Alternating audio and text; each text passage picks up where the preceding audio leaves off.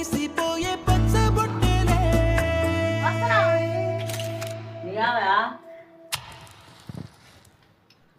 ఆ రోజులు మళ్ళీ రావు ఈ రోజుల్లో కానే కావు అంతేలేని ఆనందాలు వెంటే వస్తే అంటే చాలు ఆ రోజులు మళ్ళీ రావు ఈ రోజుల్లో కానే కావు అంతేలేని ఆనందాలు వెంటే వస్తే అంటే చాలు.